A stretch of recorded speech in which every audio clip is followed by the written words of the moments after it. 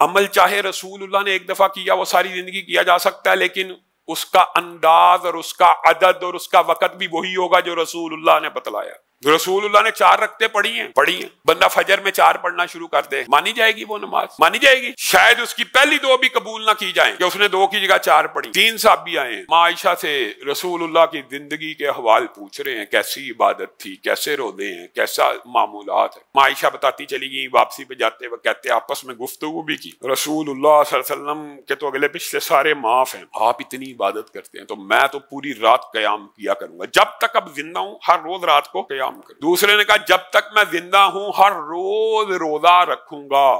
تیسرے نے کہا رسول اللہ کے اوقات میں تو برکت ہے، آپ کے اگلے پچھلے تو سارے معاف ہیں، میں شادیاں ہی نہیں کروں گا، میں اگر شادی کروں گا تو مصروف ہو جاؤں گا بیوی بچوں میں، تو عبادت کا صحیح حق ادا نہیں کر سکوں۔ ماں عائشہ نے رسول اللہ صلی اللہ علیہ وسلم کو یہ باتیں بتلا دی۔ رسول اللہ تیزی سے باہر نکلے اور ان کو جا کے پکڑ لیا۔ یہ رسول اللہ کا بالعموم طریقہ کار نہیں تھا، لیکن یہاں پہ پتہ یہ چلتا ہے، بہت اہم بات ہے، رسول اللہ تیزی سے ان کے پیچھے گئے۔ آپ نے یہ بات کی ہے؟ جی ہاں میں نے یہ بات کی۔ آپ نے یہ بات کی ہے؟ جی ہاں جی ہاں۔ تینوں کو ایک ہی جواب دیا ہے، جواب مختلف لیکن ابتدا ایک ہی جملے سے کی، جس کا مفہوم یہ ہے، اس زمین کی پشت کے اوپر میں محمد صلی اللہ علیہ وسلم اللہ سے سب سے زیادہ ڈرنے والا ہوں، اور میں پیر اور جمعرات کا روزہ رکھتا ہوں، منگل بدھ کا، جمعے کا، ہفتے اتوار کا نہیں رکھتا۔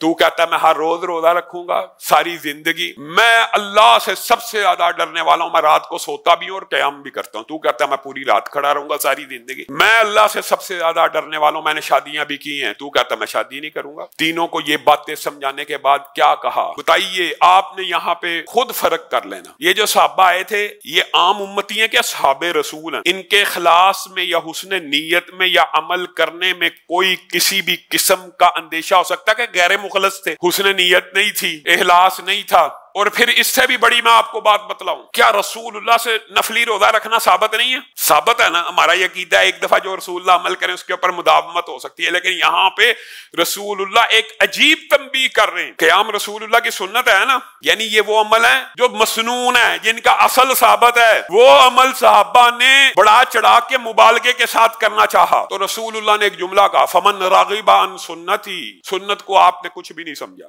فمن راغب عن سنتی، جس نے میری سنت سے اعراض کیا، اور اعراض کا ترجمہ طالب علم سمجھتے ہیں راغبہ کا یہاں پہ مطلب کیا ہے؟ جو میری سنت سے آگے بڑھا یا میری سنت سے پیچھے رہ گیا۔ اعراض کا مطلب یہ ہوتا ہے آگے بڑھ جانا یا پیچھے رہ جانا۔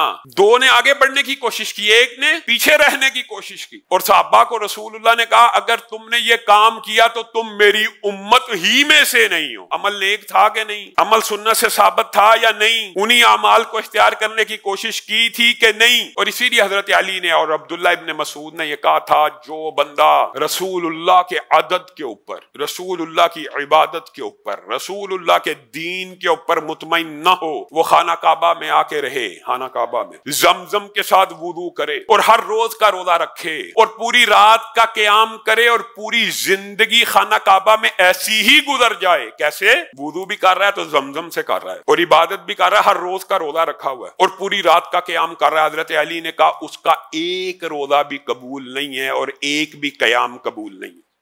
علامہ ہشام الہی ظہیر آفیشیل چینل کو سبسکرائب کر لیں۔